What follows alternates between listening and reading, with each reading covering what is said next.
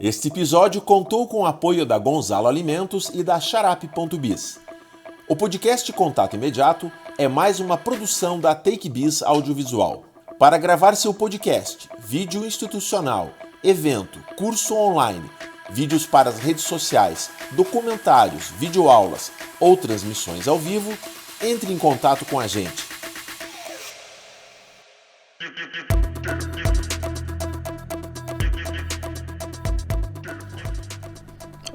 Tem muito... Eu sinto, né, que tem uma demanda muito grande na internet para esses moleques que estão produzindo cortes. O cara vem e faz um troço e tira os cortezinhos. É muito. Principalmente é que você não consome o mesmo tipo de mídia que eu consumo. Eu gosto muito de vídeos rápidos, né, de kawaii, de TikTok. Não de dancinha, não de aquelas porcaria, né? Mas assim, muito de vídeos curtos, sabe? De 3, 4 minutos, os molecada fazem muito isso. Muito, cara. E eles estão bombando agora, né, cara? Tem moleque ganhando 300, 400 mil por mês, hein? A gente começa o episódio de hoje assim, com essa fala do meu convidado, do meu amigo, Marcos Souza. Seja bem-vindo ao podcast Contato Imediato. Eu sou Glauber Gorski. Seja bem-vindo você também, que acompanha a gente, que está aqui pela primeira vez, que é um fiel seguidor do nosso podcast. O podcast Contato Imediato é gravado nos estúdios da TakeBiz. E nós estamos na 3ª temporada. No episódio de hoje, eu vou cometer alguns atrevimentos aqui, porque a pessoa que está à minha frente, ela tem uma jornada de vida, já dá para dizer assim. Marcos, você é um cara que já viveu bastante e talvez tenha bastante a viver, mas você mesmo duvida disso às vezes, né? Você se despediu da vida nos últimos tempos algumas vezes, né? Nos últimos anos. Eu me apartei da vida. Né? Diferente de se despedir, né? Se tivesse despedido, já não tá mais aqui. Não, me apartei voluntariamente, né? Eu gosto muito da palavra iniciação. As pessoas falam de iniciação. A pessoa faz iniciação em tal coisa. Eu já devo ter feito umas 700, 800 iniciações na minha vida. E você já participou de algum podcast? É a primeira vez? Não, é a primeira vez. Mais uma iniciação, então. É verdade. Mais um privilégio nosso aqui. A gente vai contar um pouquinho não necessariamente da vida, não necessariamente da opinião dessa pessoa aqui à minha frente, mas uma resultante de uma conversa, fazendo um olhar em retrospecto. Ou de muitas conversas, né? De muitas conversas que a gente já teve. Um retrospecto, um olhar sobre o mundo, sobre a sociedade, né? Um entendimento sobre a nossa evolução sem entrar numa antropologia. Nós não somos antropólogos, nós não somos especialistas em sociedade, mas nós somos seres viventes e vivemos da comunicação. E muito experimentadores. Né? Publicitário, um cara da velha escola das vendas, né? Você trabalhou muito tempo com vendas. Minha principal formação. E que hoje... foi exatamente o que me fez me apartar do mundo. A publicidade, que é a minha formação, e vendas. Isso me fez eu ter a convicção de que eu não era desse mundo, que eu precisava me apartar dele. Ótimo. Convicção, eu vi outro dia que bastante nesse podcast essa expressão. E um cara voltado também para um olhar sobre a política. Você gosta da política também, né? Você gosta do jogo da política ou você gosta da política na sociedade? Não, eu gosto de observar a política. De nos situarmos perante o mundo baseado na política, porque a política é o começo de tudo. Embora as pessoas neguem, né? O Estado, o que é o Estado? O Estado é um território e um poder me faltou a palavra. De força, né? Daí, não, poder de lei, né? Coerção. O Estado tem o poder de coerção sobre você. Que é a um força território e a coerção. O uso da violência. Da lei, O uso da violência. Se você não me obedecer, eu, Estado, eu posso prender você, eu posso até matar você. Entendeu? Então eu tenho a prerrogativa da violência. Não você, eu tenho. O Estado com relação ao cidadão, sim, não com relação ao inimigo de fora. Não. Nós estamos falando do cidadão, da política, né?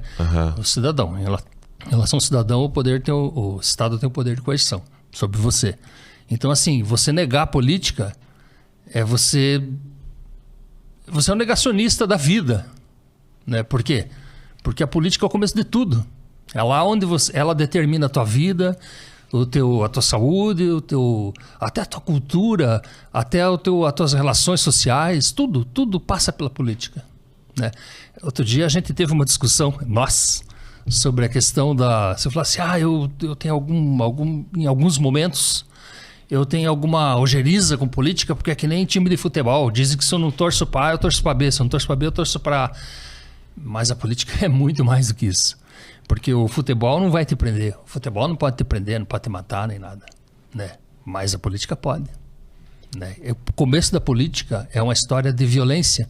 É uma história de dominação. É uma história de dominação, inclusive física. E isso tem a ver com a trajetória da humanidade, do ser humano conquistando o planeta. É isso? Sendo territorialista e separando. Né? O teu primeiro ato político é o choro, né? Eu quero mamar. Uhum. Eu preciso constranger minha mãe. Eu preciso deixar minha mãe em estado de... Preciso fazer alguma coisa para ele parar de chorar. Vou dar de mamar. Opa! Chorar dá certo.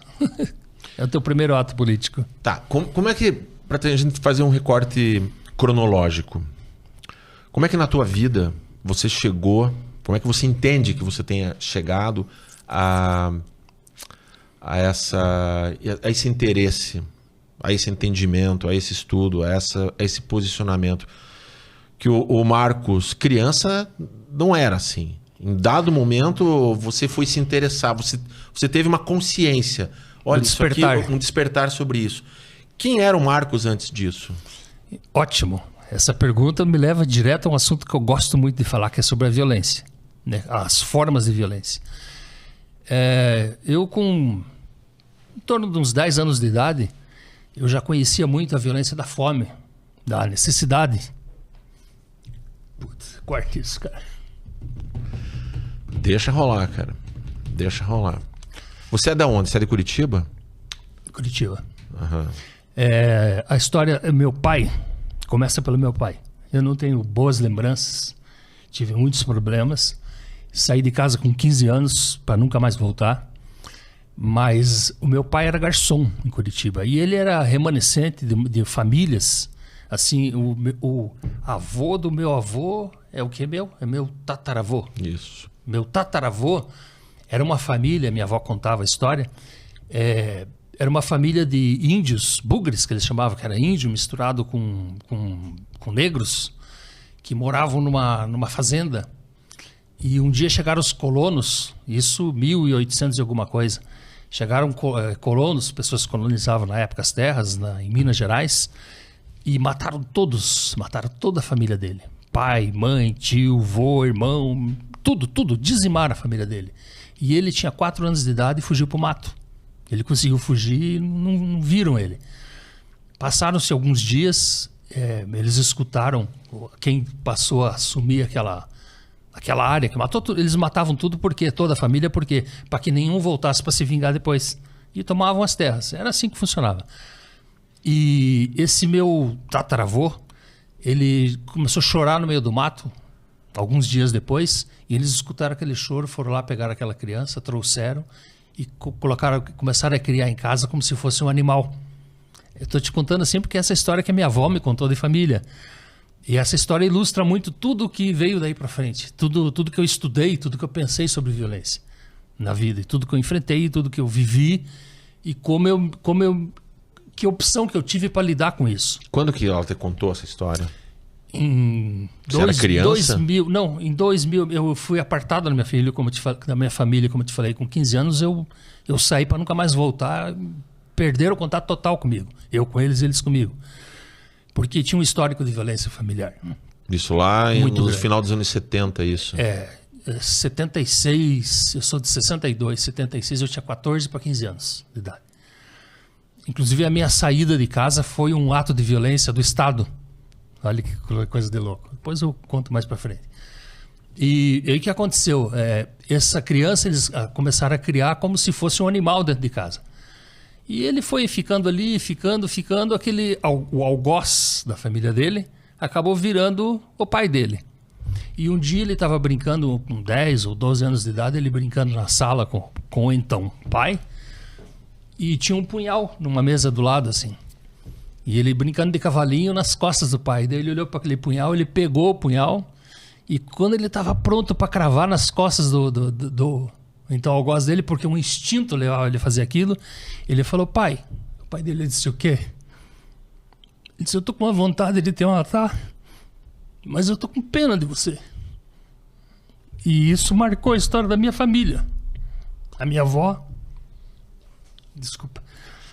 Minha avó levou isso pra gente como lição de você perdoar, de você ser generoso, de você entender que o que acontece em volta de ti não precisa te contaminar. Você pode escrever uma outra história. Isso livrou ele de muitos problemas, né? Imagino que talvez ele numa dessa não conseguisse nem matar realmente o algoz dele e ele sofresse penalidades por isso. Mas enfim, essa história me traz agora a história do meu pai. Quando a gente vivia a situação de muita necessidade. Então assim, era um momento de fome. O máximo que se comia era arroz, feijão e ovo. Era o que tinha. Quando a gente via carne? Meu pai era garçom. Então ele trabalhava num hotel e ele trabalhava também num restaurante. Tanto o hotel quanto o restaurante era de um grande proprietário de veículo de comunicação que é de Curitiba. E um dia ele foi fazer uma hora extra no restaurante desse senhor. Trabalhava no hotel das 7 da manhã até o final da tarde e trabalhava, quando acontecia isso, ele fazia hora extra de madrugada nesse restaurante. E naquela época as pessoas usavam óculos com vidro. Não existiam as lentes como são hoje em dia de acrílico, né? Era lente de vidro. E ele trabalhando, tá de madrugada, e esse senhor com os amigos dele sentado numa mesa, bebendo, uísque, não sei o que, todo mundo bêbado e tal. E ele servindo carne, no caso, no restaurante, né? Para eles, eu ia te contar como é que a gente via a carne, né? E ele pegava os restos daquela comida, porque ali eu aprendi a diferença entre resto e sobra. Então ele pegava metade de sobra, metade de resto daquelas carnes e levava pra gente. E quando eu chegava em casa, 4 horas da manhã, com aquela comida, eu e meus irmãos éramos como lobos famintos esperando o pai chegar com alguma carne, alguma caça pra gente, né? Então a gente corria 4 horas da manhã, 5 horas da manhã que ele estava chegando do extra dele, se reunia em volta daquela mesa, a gente queria comer. Ele dizia assim, não, espere, essas que vocês veem com mordida, com lascada a carne, é porque a pessoa já comeu isso, é resto, não vai comer o resto. Come a sobra, que a sobra é esse aqui, ó, esse aqui que eles não usaram. Mas a gente não. A gente pensava, vou jogar fora aquilo. Não, então faz o seguinte, pai, deixa a sobra pra gente comer amanhã e vamos cortar esse restinho. Cortava onde ele estava, né? Não dava para tirar um resto de carne e comer.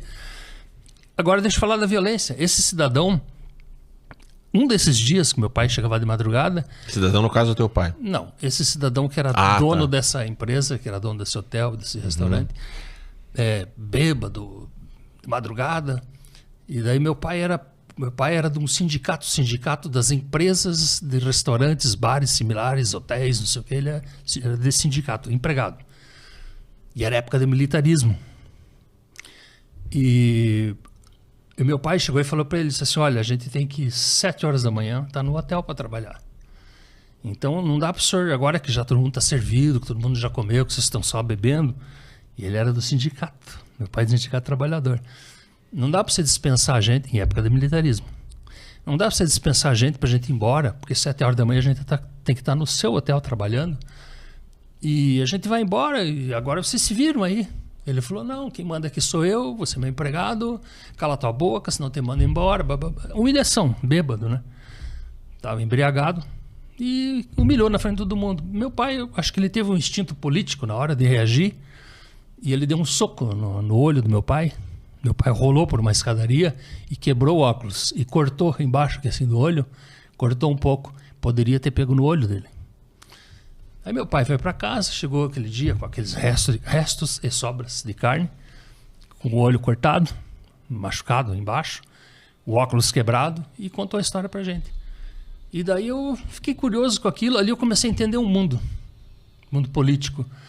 Eu dizia assim, mas por que, pai? Por que aconteceu isso? Como assim? Mas você não estava trabalhando? Você não tinha que trabalhar de novo? Você não tinha que descansar? Você não tinha... Comecei a fazer perguntas. E as perguntas não tinham respostas. Todas as respostas convergiam para uma coisa só. Convergiam para... Eu não posso enfrentar ele. Por que você não pode enfrentar ele? Porque ele é amigo das pessoas que mandam no país. Né? Existe um presidente, que era o militarismo. E ele é muito forte, muito poderoso. Eu falei, mas você não tem que ir na polícia, você não tem que dar queixas, não tem que... Sei lá, essas perguntas. Eu não posso, porque dizem para mim assim, não faça isso. Você não sabe com quem está lidando. Ele é dono de um veículo potente, ele é conectado com os militares, e os militares fazem torturas, os militares matam, as pessoas desaparecem. E meu pai contava essas coisas, e eu dizia, mas como assim, pai? E na época, olha que coisa curiosa, tinha um cara chamado Paulo Diniz, era um cantor. Ele cantava uma música, eu ando antes da Ria, não sei o quê, eu quero voltar para a Bahia. Mas eu pensava, daí essa música, eu li em algum lugar que essa música ele cantava falando sobre o Caetano Veloso que estava exilado, que estava fora do Brasil, cantando que tinha saudade da Bahia. Daí eu pensava assim, mas por que um cantor canta falando do outro que foi colocado para fora do país dele? Como assim? E daí numa parte da música ele diz assim, às vezes eu mando notícias minhas para Pasquim.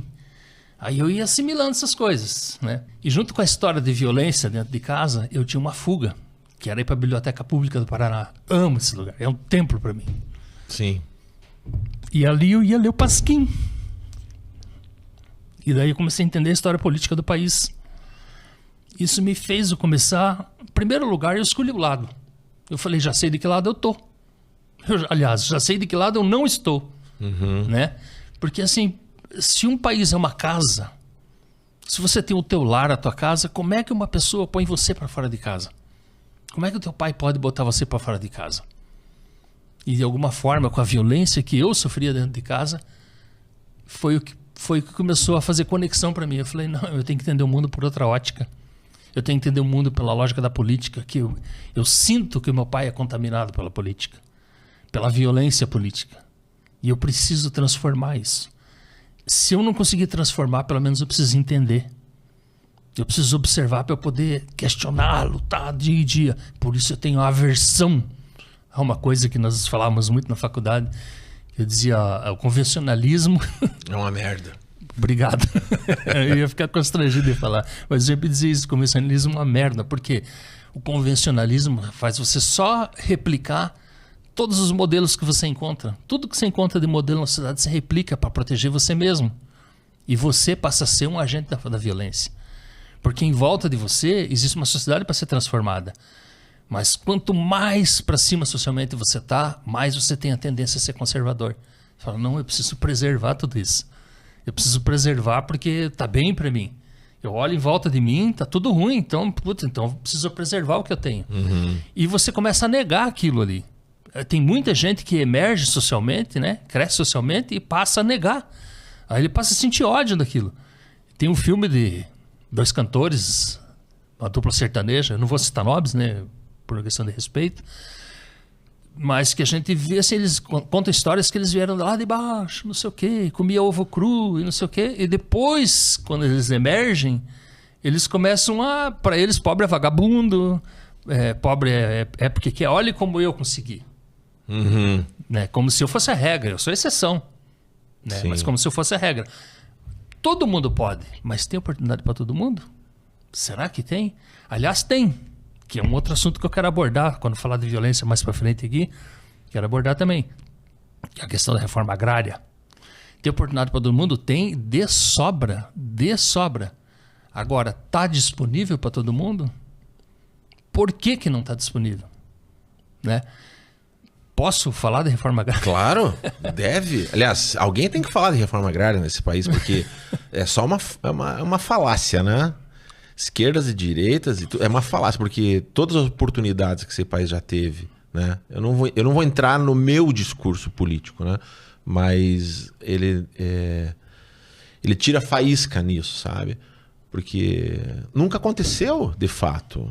Há sempre uma preservação, há sempre uma conservação, há sempre uma conformidade, né? Vocês vão manter as coisas do que elas estão, mesmo prometendo mudanças. Inclusive agora, a gente está gravando esse podcast aqui esse episódio, e no geral, ele não tem um viés nem jurídico, nem político, nem institucionalista, nem empresarial.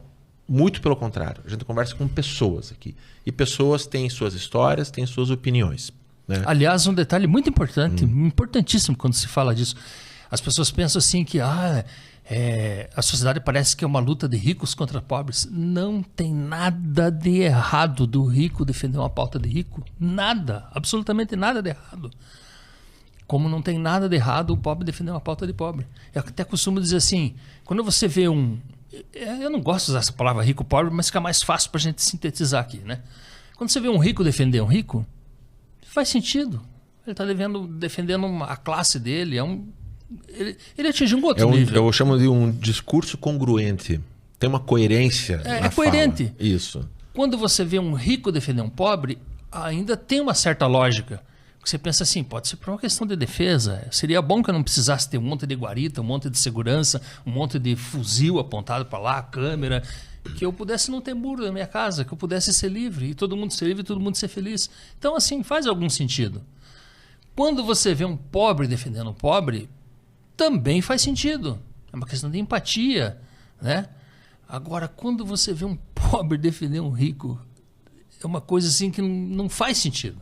Né? Porque não tem maldade. A sociedade precisa de pessoas produzindo e pessoas controlando quem produz. Né? A história da riqueza é a história do que é o que traz evolução. Como é que a gente vai financiar pesquisas para desenvolver remédios, para desenvolver... Né? A gente precisa também.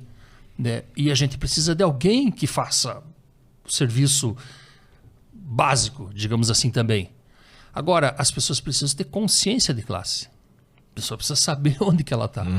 Né? Mas por que eu queria abordar a questão da reforma agrária que eu falei? Vamos pegar o caso Vamos entrar nisso. O Brasil tem 800 milhões de hectares de área. Desses 800 milhões, 360 é o que sobra para se utilizar, porque 440 são as matas, as áreas de proteção ambiental, a Amazônia, as cidades, as estradas, né? É a parte urbana, digamos assim. Desses 300 que sobra, 80 é utilizado para agricultura. Dos 80, 60 é utilizado pelo agronegócio. E 20 para agricultura familiar e esses movimentos sem terra e coisas do gênero. Percebe que sobra 280, né? Fiz bem as contas, sobra 280 de área ainda, 280.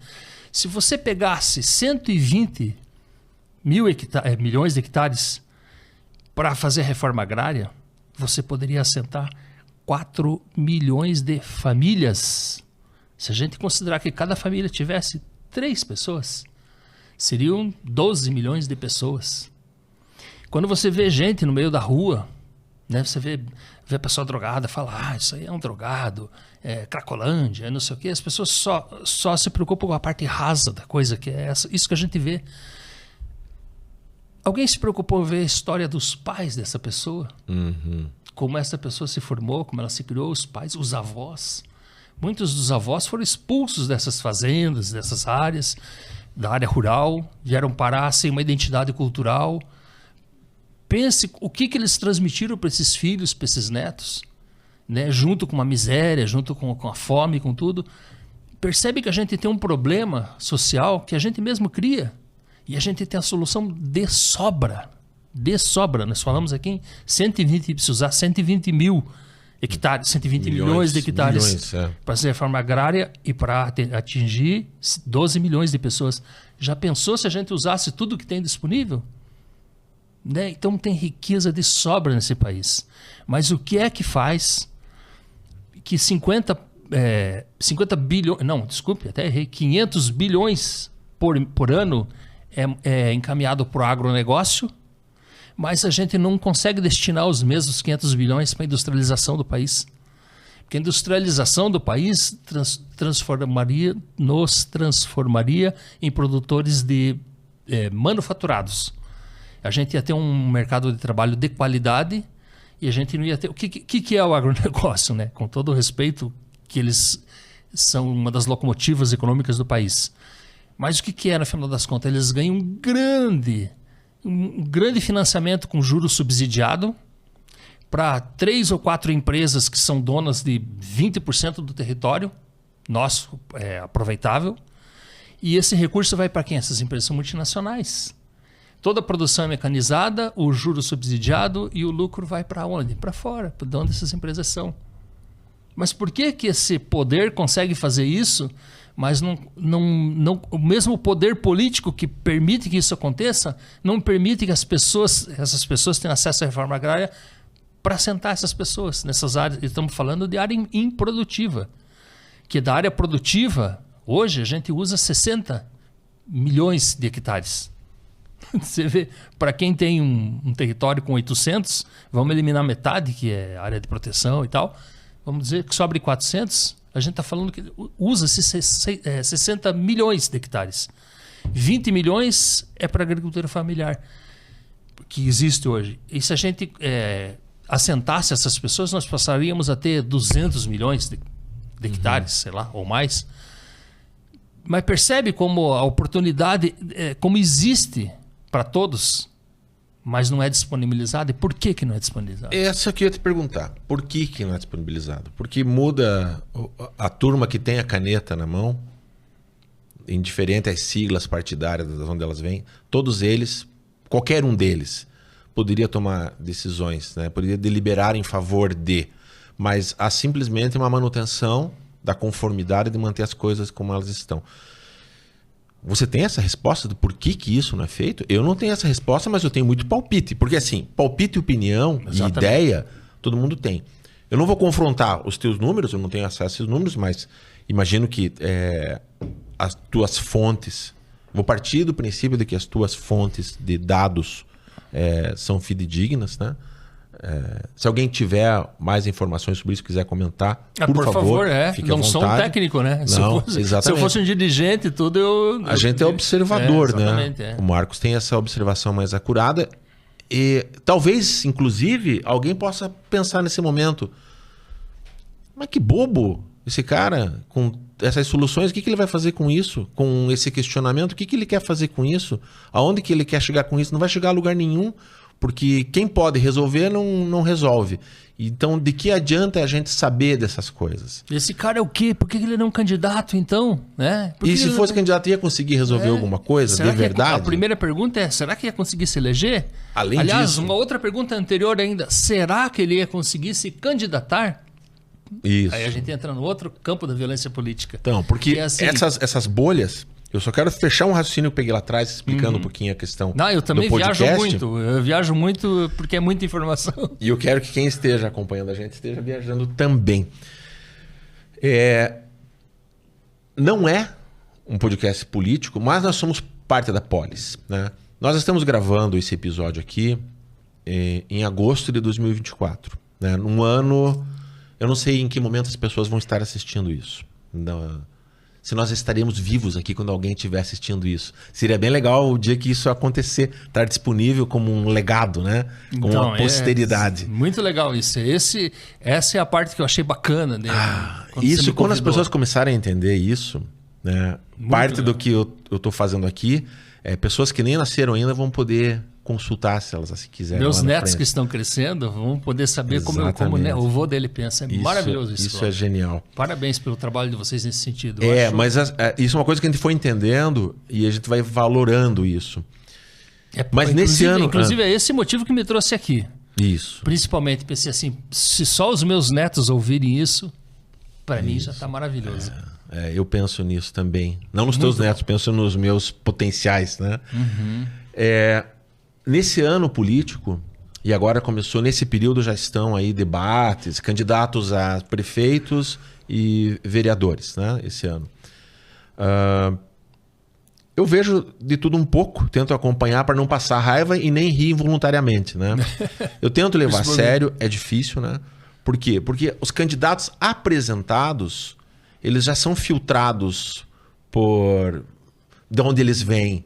Né? Por que aquele nome foi escolhido para ser candidato? Você pode votar em quem você quiser, desde que seja esse. Desde que seja esse. Né? Que liberdade é essa? Né? Eu quero votar em você. Ah, mas você não é candidato, mas eu quero votar em você, me dá teu CPF. Eu promoveria junto com uma reforma agrária uma reforma, né, política. Eleitoreira. Essa ideia, hein? Porque você não pode reclamar de quem se elegeu porque você é parte. Cara, mas eu não quero nenhum desses que estão aí. Porque eu não posso, dentro aqui em Curitiba, dentro dos candidatos, eu não sou obrigado a gostar de nenhum. Eu vou ouvir todos, mas eu não posso ouvir gente que se diz oposição, sendo que já foi situação e não resolveu. Gente que se diz situação, querendo propor mudança, sendo que poderia estar fazendo essas mudanças agora, nesse momento, porque está na situação e não o faz. Transforma em promessa de campanha, mais uma vez. Tipo, vou esperar esse ano passar para quando eu me eleger, eu vou fazer, tá? Agora eu não vou fazer, não. Enquanto a vida tá andando. Isso incomoda demais, porque chamam a gente de bobo nessa hora, quando fazem isso. E sabe por que chamam a gente de bobo?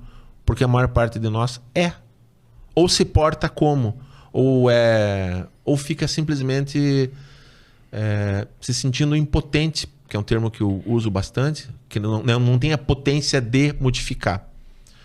Porque talvez queiram que a gente se sinta impotente, nem tente modificar, como falaram pro teu pai. Não mexa com aquilo ali. Uma coisa que eu aprendi a desprezar nos últimos tempos são os tais ditos populares, frases feitas. Cara, não suporto. E dentre as frases, porque assim, elas querem rotular, encapsular e dirigir. Sabe?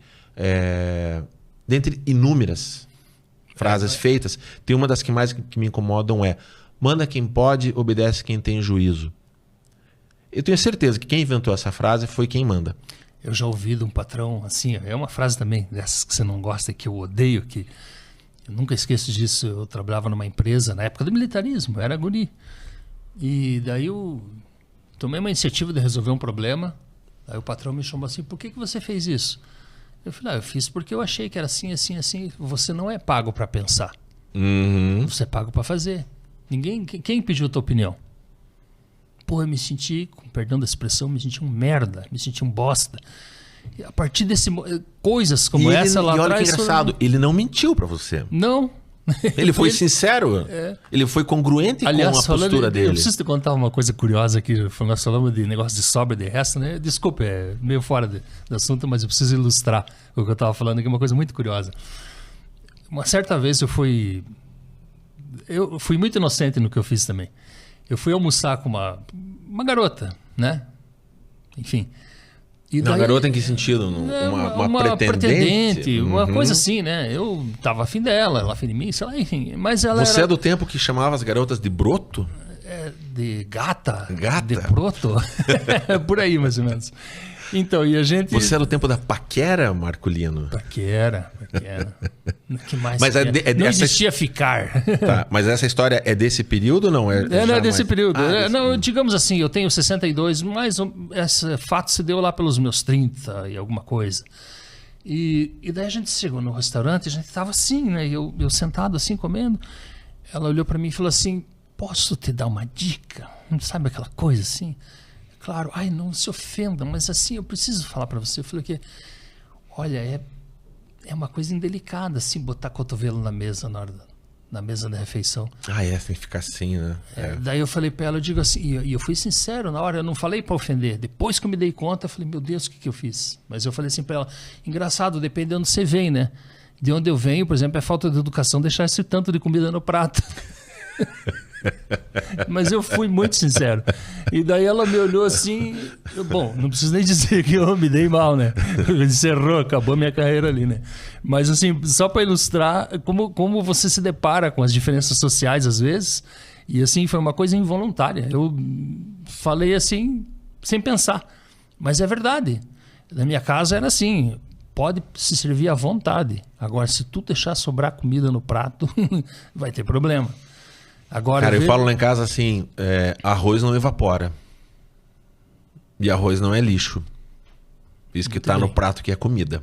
Exatamente. A não ser que esteja ruim, estragado, azedo ou algo assim. Você não tá passando bem, descarta-se. Ou não tá se sentindo bem, serviu, mas não passou tem mal. Sentido. Não tem sentido sobrar 1 grão de arroz. Não tem sentido. É que a diferença, ninguém me explica. A diferença, a questão toda é sobra e resto.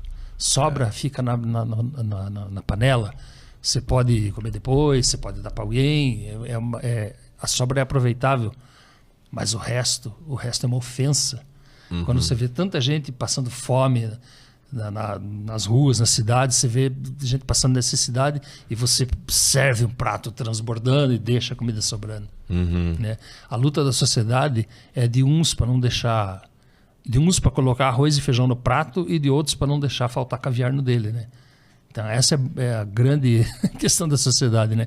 E com todo respeito, né? Ele tem direito de comer caviar sem problema nenhum, não tem nada demais, né? Mas enquanto você joga o teu caviar que sobra no prato, né, e tem uma pessoa do teu lado passando fome, é uma coisa complicada, né? Então, não sei, é uma questão, como eu volto a dizer, depende de onde você vem, a educação que você teve, né?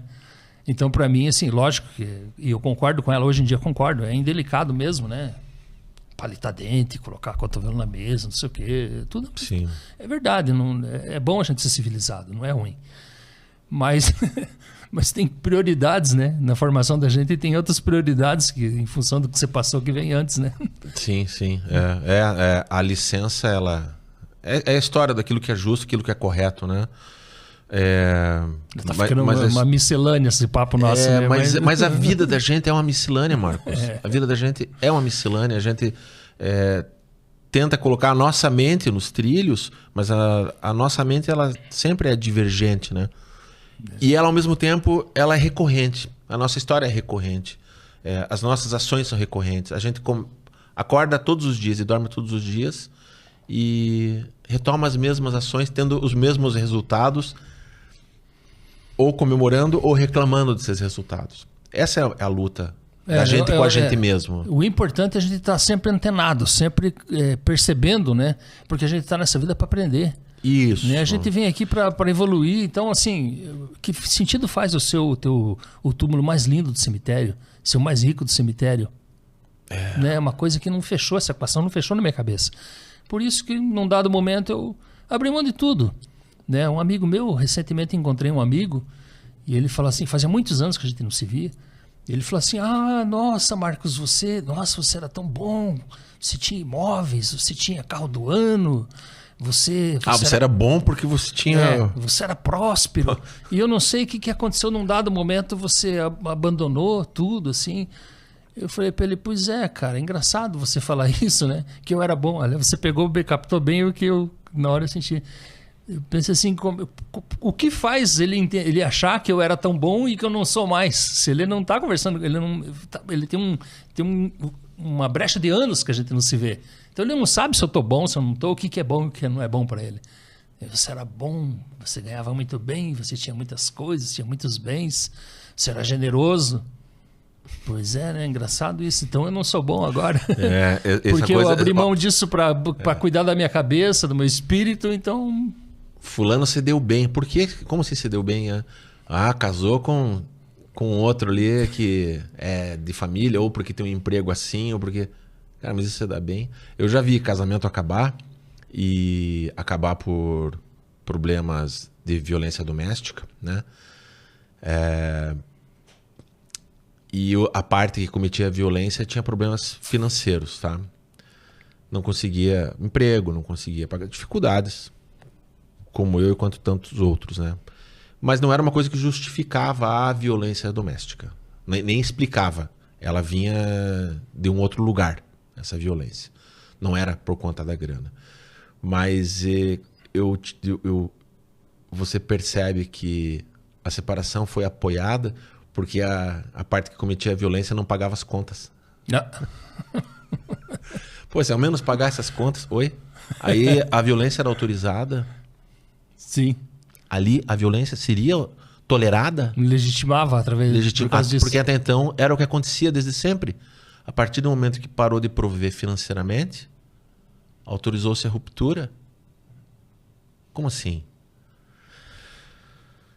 Como assim na tua vida, Marcos? Quero voltar um pouco no tempo, só para entender aquilo que eu olho para você e entendo um cara caminhante com esse pensamento... Aliás, eu gosto de falar politizado, desse pensamento do cara que foi Você deu bem, você era muito bom na parte do negócio das vendas, você se tornou um vendedor, né? E você, ao mesmo tempo, tinha uma questão... Só para ilustrar, eu trabalhava numa empresa que tinha aproximadamente 600 vendedores. Eu era terceiro, nunca consegui ser o primeiro, sabe por quê? Porque era incompetente. Não é porque... mas tinha um velhinho sábio, que era o primeiro lugar. Um dia eu falei, seu Mota, eu falo o nome dele porque ele merece. Seu Mota, eu queria ser que nem o senhor, eu quero ser um dia que nem o senhor. Ele olhou para mim e falou assim, não queira que não vai dar certo. Vai ser uma merda. Ele falou, nunca esqueço ele falando isso. Mas por que, seu Mota? O senhor é um grande vendedor.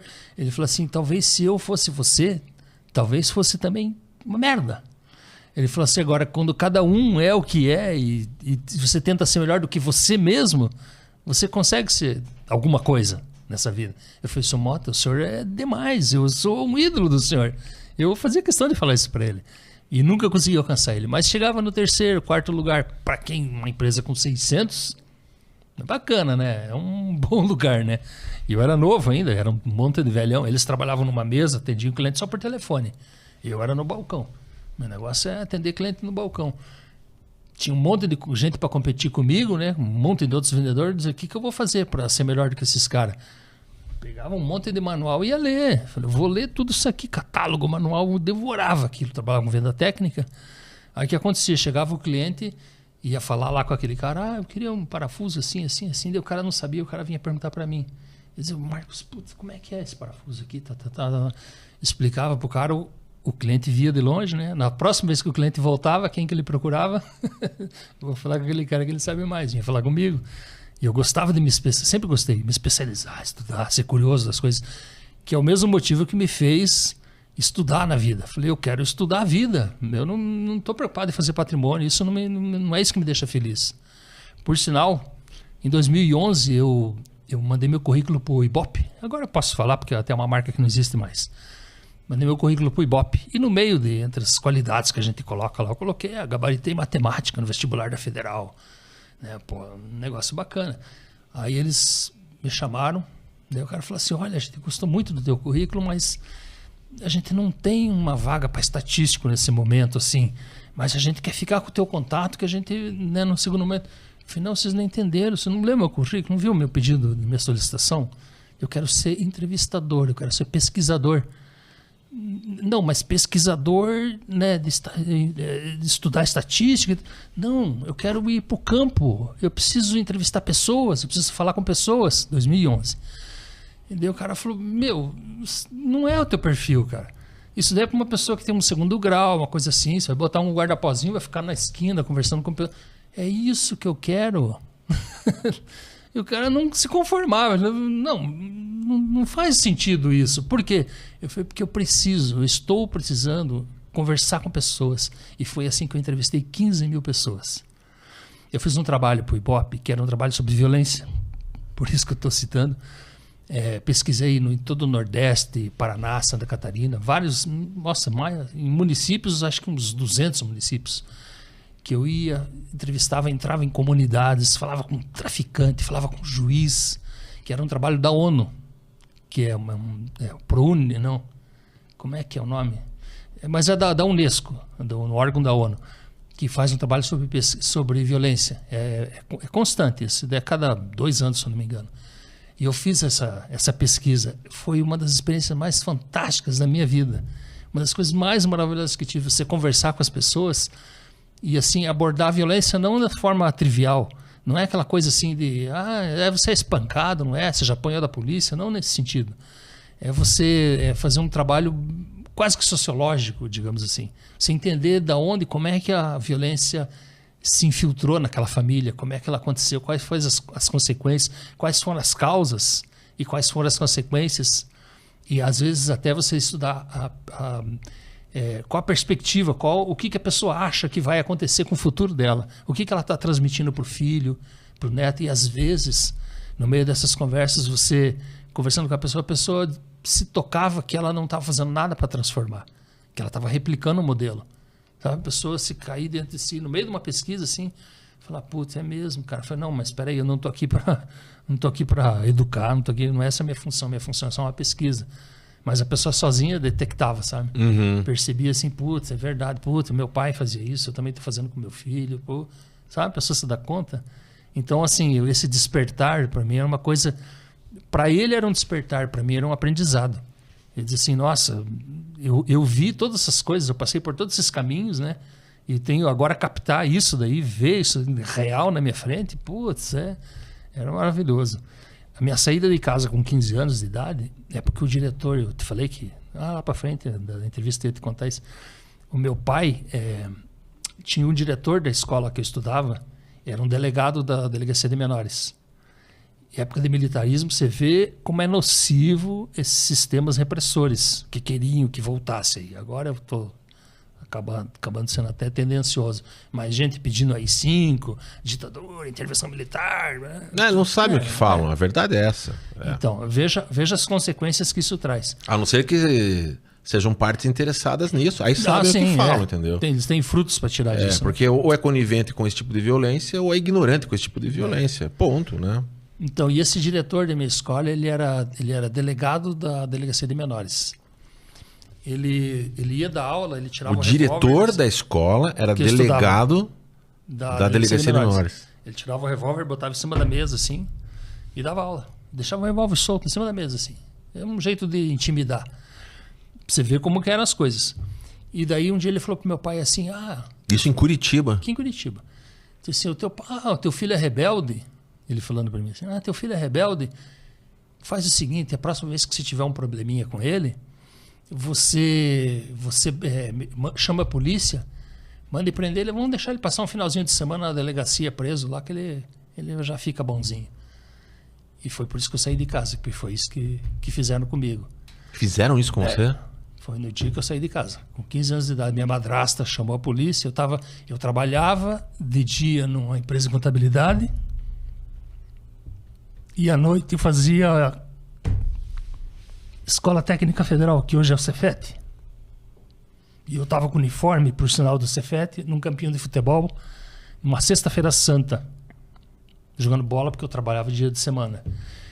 E eu tinha saído do meu emprego porque o meu patrão era um assediador.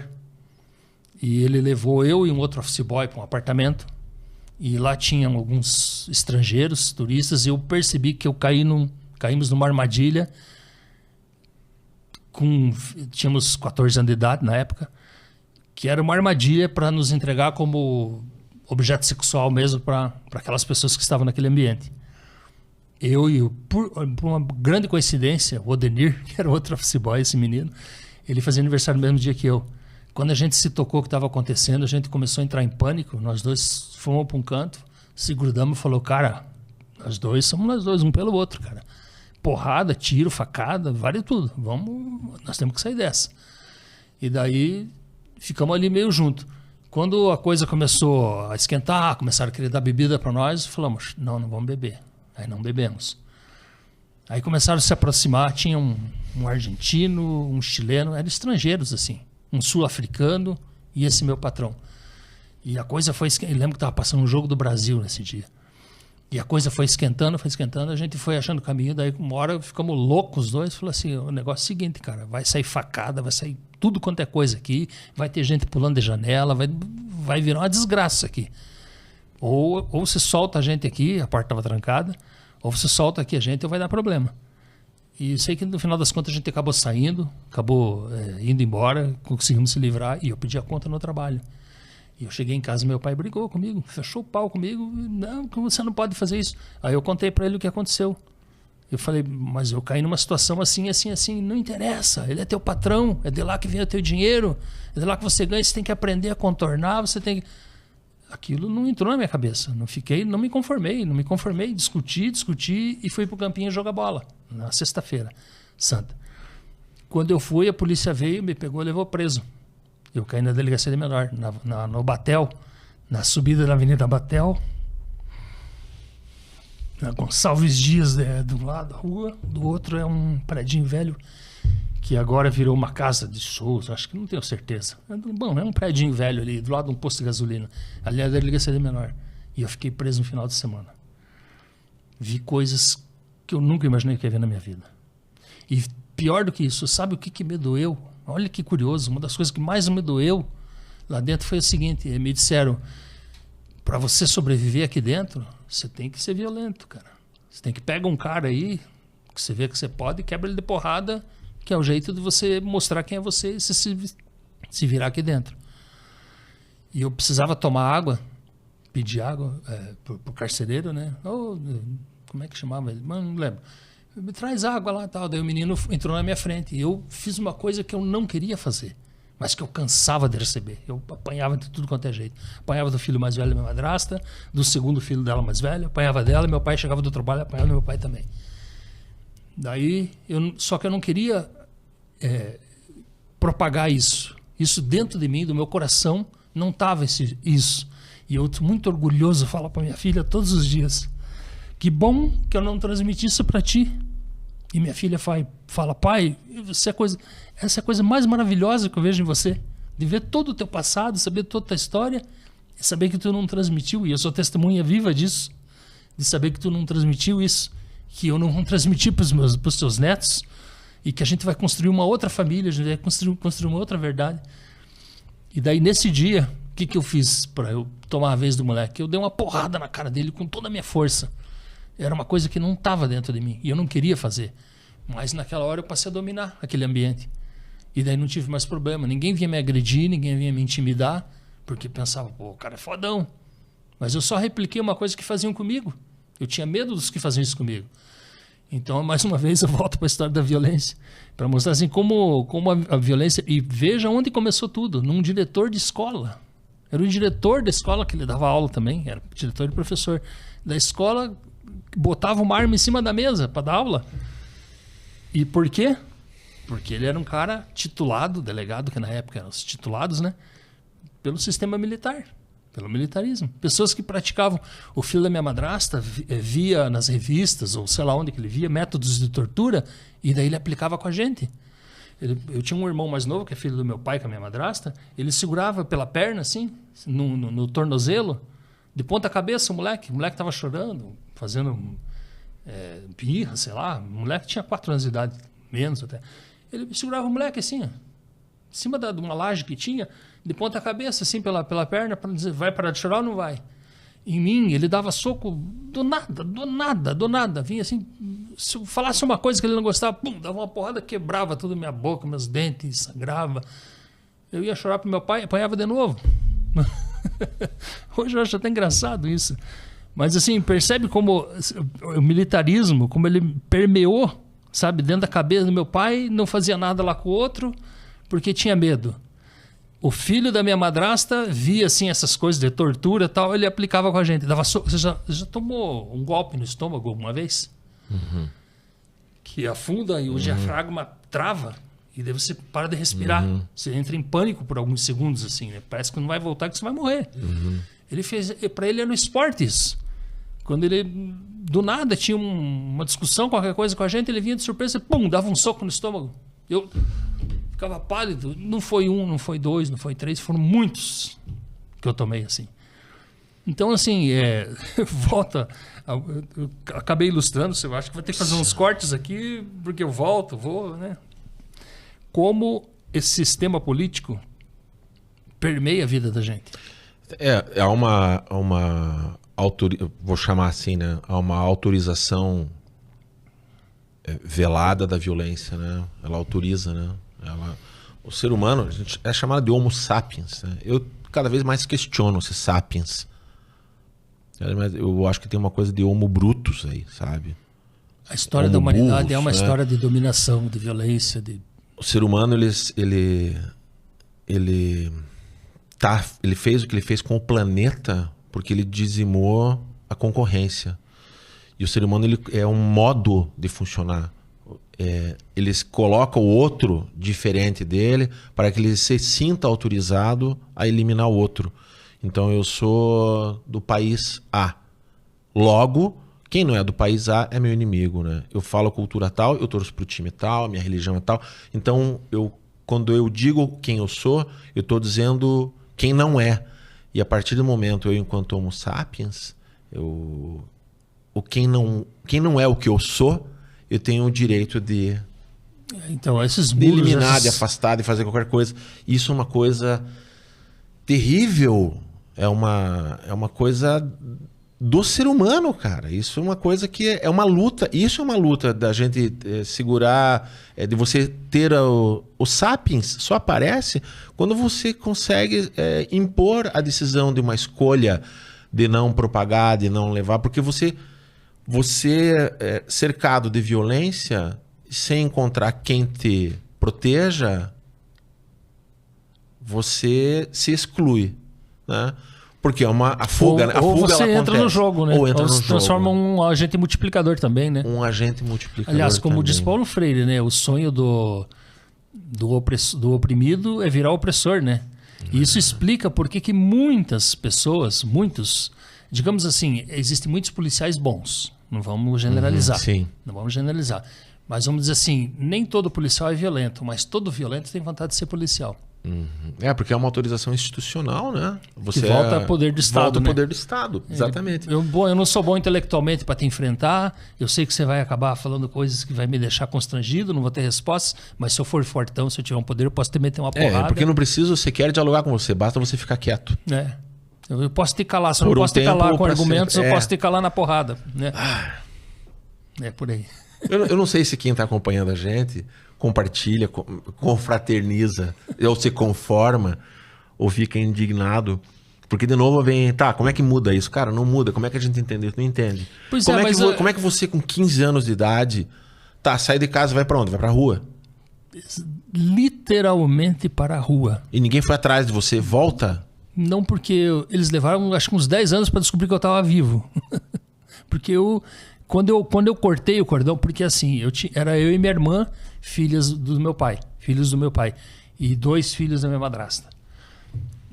A minha madrasta conseguiu fazer a cabeça dele de formas que ele botasse os 2 filhos dele com 15 anos de idade para a rua. A minha irmã, cara, tem coisas assim que é inexplicáveis, não dá para acreditar. Por isso que eu falo, é época de militarismo. A minha irmã chegou a passar por uma humilhação de ter que ir para um médico fazer um exame para provar se era virgem ou não. E aquilo foi uma humilhação tão grande para ela, que o primeiro homem que ela viu na frente dela, que era um índio, ela casou com ele para sair de casa. Quando eu vi que ela estava segura, ela saiu de casa, foi quando eu saí também. Que aconteceu isso comigo também, que eu te contei, e eu acabei saindo também. Mas ela, para se livrar daquela opressão, daquele sofrimento que ela vivia dentro de casa, ela fez isso. Primeiro que ela encontrou, ela caiu fora. Agora veja como é que um médico se propõe a uma coisa dessa. Uma pessoa leva uma menor de idade, uma criança, minha irmã tinha 16 anos, ela é 2 anos mais velha que eu. Olha, ela é virgem ou não é? Não é mais. Então, é porque existia um outro problema, assim, que eu quero poupar a minha irmã, não vou te contar, né? Porque existiam outras circunstâncias que envolviam a situação. Mas, enfim, perceba como é que acontece a violência. Mas eu ia te dizer outra coisa. O que faz na sociedade, na política, não é política, na sociedade, começar a se construir a violência? Eu penso assim, o que é utopia comunista e o que é utopia capitalista? Estou falando de utopia. Óbvio que na prática nunca o mundo vai ficar igual. Vou dividir, vai ficar todo mundo com a mesma quantidade, dividir tudo para todo mundo. Não vai, isso é uma utopia. Mas é um balizador, é um norte. Diz assim, se a gente não vai ficar todo mundo igual, pelo menos vamos evitar que um fique com 1 trilhão e outro fique com centavos. Né? Vamos, pelo menos, compensar essa injustiça. Do outro lado, a outra utopia capitalista, o que é? Eu vou ter poder, vou comprar, vou comprar o mundo, eu vou comprar o planeta. Quando eu comprar o planeta, eu sou dono e eu vou interagir com quem? Né? Então é uma utopia, mas é um norte para os capitalistas, digamos assim. Eu ter poder o máximo que eu puder. Né? E faz algum sentido quando a gente fala na questão da ciência, né? A gente tinha abordado antes, que através esse acúmulo de poder é que traz evoluções tecnológicas. Mas os estados... Em termos de evolução tecnológica, né? Recurso para a evolução tecnológica. É só disso que eu estou falando. Quando eu fiz uma escolha de que lado eu ia viver da vida, eu pensei assim, será que eu quero uma casa com um muro bem alto, com câmeras, com fuzil, com guardas, com guaritas, ou eu quero uma casa sem muros, que os meus vizinhos sejam tão felizes quanto eu, de formas que eu não precisa ter medo deles, e nem eles de mim. Que a gente possa ver todo mundo bem. Isso, para mim, marca. É uma divisão muito clara do que é a sociedade. Eu conheço, todo mundo conhece pessoas que vivem assim, enclausuradas. A pessoa sai do quarto dela lá para a garagem, entra dentro de um carro blindado, fechado, vai para o trabalho, entra lá no estacionamento, sobe para um elevador especial, vai isolada do mundo. Né? Mas que graça tem isso também. Ela convive dentro de uma bolha, né? Com aqueles que são similares, digamos assim, a ela. Né? Mas tem gente que vive muito mais feliz tocando um pandeiro, gritando, cantando na rua, tomando a cerveja na calçada, né? No meio da violência, inclusive, né? mesmo tendo violência lá, ainda vive assim, mas porque são todos mais ou menos iguais.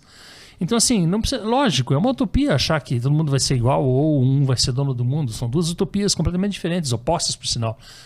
Mas, assim, e há espaço para as duas, né? Agora, não adianta, a gente tem que fazer uma opção. Em algum momento você vai ter que dizer assim, puta, minha vida é o ser ou minha vida é o ter. Né? Puta, eu vou atrás de patrimônio para quê? Para ser melhor do que alguém? Por que eu preciso ter um carro de 500 mil? Puta, um carro de 100 mil é absolutamente confortável hoje em dia. Mas eu preciso ter um de 500, preciso ter um de 1 milhão. Por quê? É esse ranqueamento, né? Tem um ranqueamento, né? Eu preciso ser melhor do que alguém. Eu tenho um carro de 100 anos, mas eu tenho de 200. Ah, mas meu sonho é ter um de 400. Esse ranqueamento. Ah, eu sou o terceiro melhor vendedor, não sou o primeiro. E se fosse o centésimo? Por que tem esse ranqueamento? Né? Bom, nesse caso, especificamente nesse caso do vendedor, implicaria em maior custo e menor lucratividade para a empresa, né? Uhum. Então era uma questão de proteção do emprego, né? Então, proteção do emprego, e o concorrente é o colega de trabalho. Não é o cara que trabalha na outra empresa. Uhum. É o cara que trabalha na tua empresa. Exatamente, É como se um jogador de futebol ele visse o cara que passa a bola para ele como um inimigo. Aliás, acontece até no futebol isso, né? O cara às vezes não passa a bola pro outro não fazer gol, não ser artilheiro, porque ele quer fazer o gol.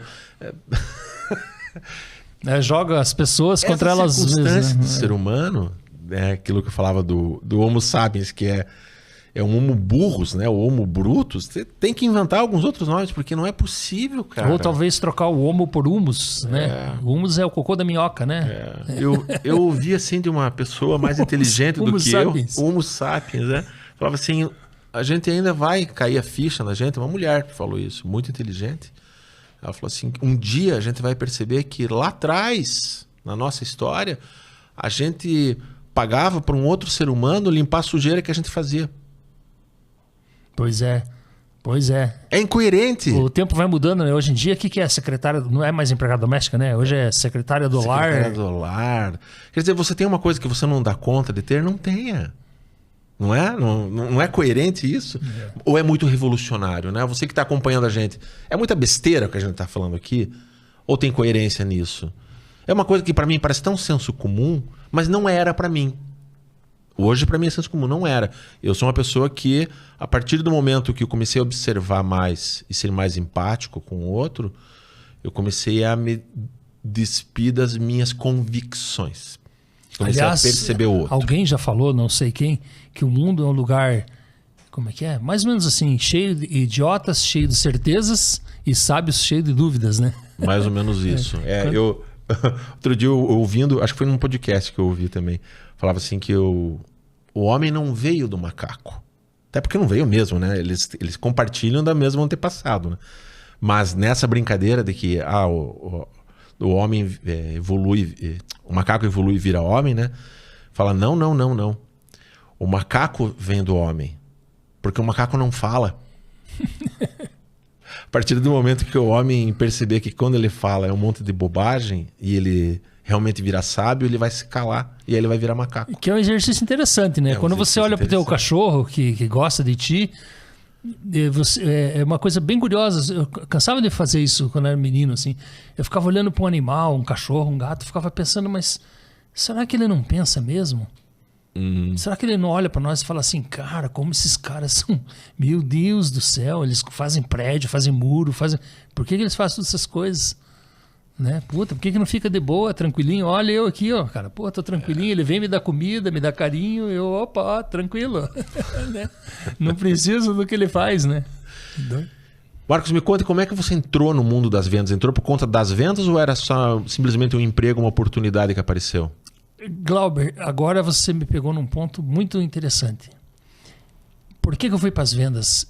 Até meus 30 anos de idade, mais ou menos, aliás, quando você me conheceu, mais ou menos, até os meus 30 anos de idade, eu tinha uma lógica assim, de construir, de ter. Minha lógica era do ter. Eu percebia que o poder que eu tinha de conquistar pessoas, não é mulheres, pessoas, eu digo, porque são amigos, namoradas, né? Tudo.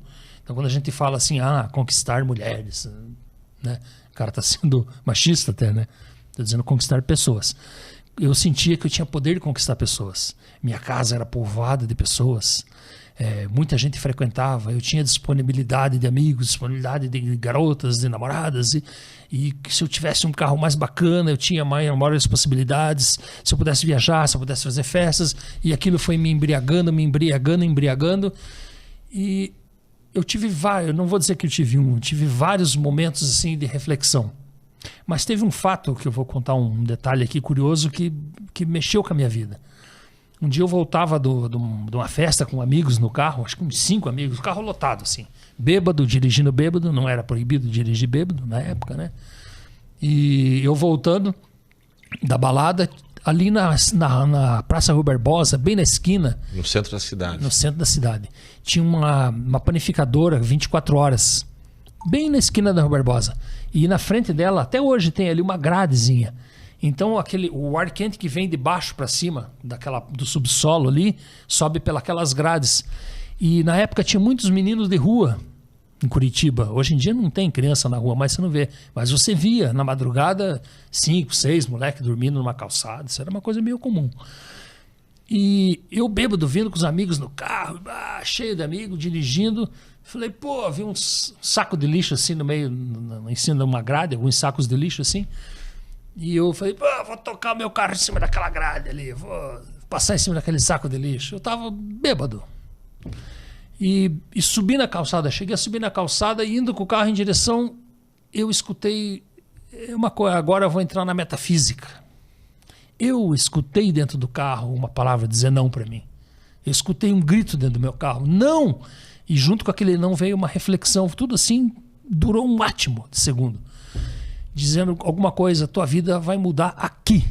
Nesse momento você vai tomar uma decisão que vai mudar a tua vida. E eu sentia que se eu continuasse, ia acontecer alguma coisa. E eu voltei com o carro da calçada e não fui. E embaixo daquele saco de lixo tinha um monte de criança dormindo. Acho que uns 5 ou 6 moleques dormindo no saco de lixo. E eu falei para meus amigos, desçam lá, peguem pão. A gente pegava pão e ia para minha casa para comer pão de madrugada, lá na hora que estava amanhecendo o dia já. E naquela hora eu falei, não, vão vocês lá. E passou totalmente a minha bebedeira. Eu fiquei absolutamente normal. Sóbrio. Absolutamente assim, foi uma mágica que aconteceu. Imagine alguém vir tirar com a mão a embriaguez de você. E naquele dia eu senti que, eu falei, passei do limite. Achei um ponto, foi, como se chama isso? Um ponto de inflexão. Será que é esse nome? Será que é essa palavra? Naquele dia eu falei assim, não é isso que eu quero da minha vida. Fui estudar, fiz vestibular, foi onde a gente se conheceu. Entrei na faculdade. Você ainda conheceu um resquício meu? Eu ainda tinha um resquício de ter um carrinho bacana, um dinheiro. E ali foi indo tudo. Que foi quando aquele amigo, um dos que estava, por sinal, dentro do carro, é o que falou assim, você era bom. Você era bom, você tinha tudo, você desistiu.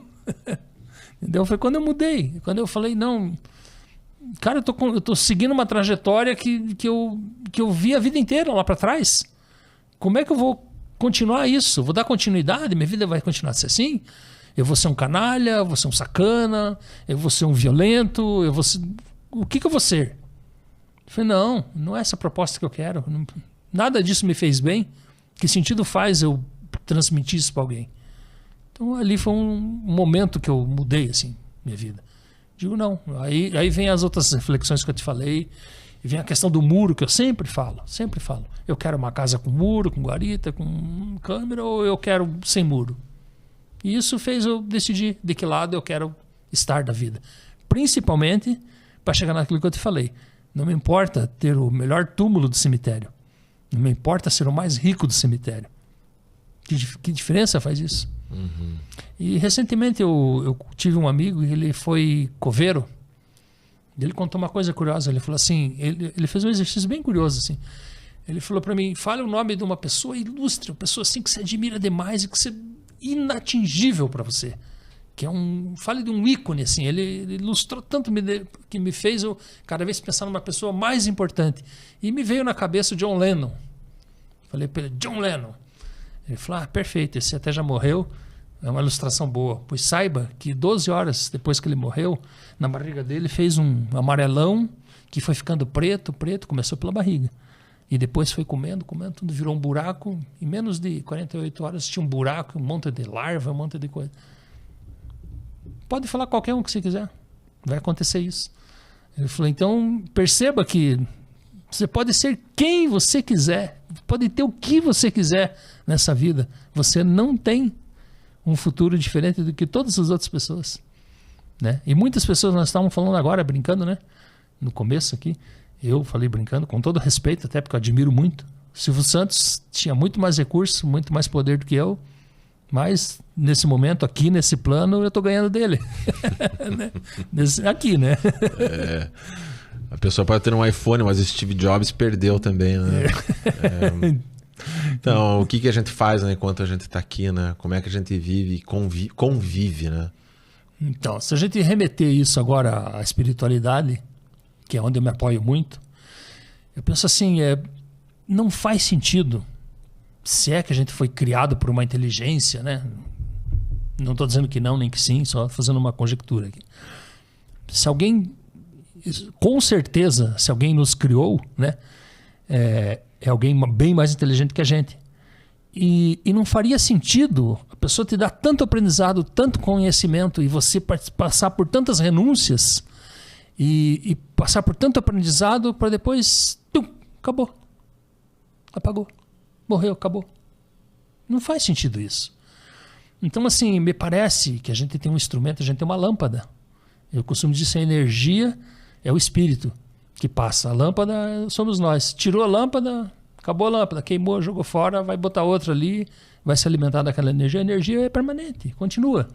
A lâmpada passa. Então, assim, eu quero crer que quando a gente se alimenta dessa fonte de energia e quando a gente reconhece e se conecta com essa fonte de energia, a gente passa a ter sentido, muito mais sentido na vida.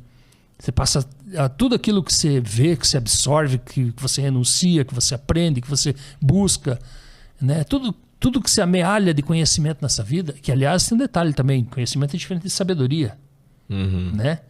Ter conhecimento qualquer um pode ter, lendo livros e estudando, né? Qualquer um pode ter.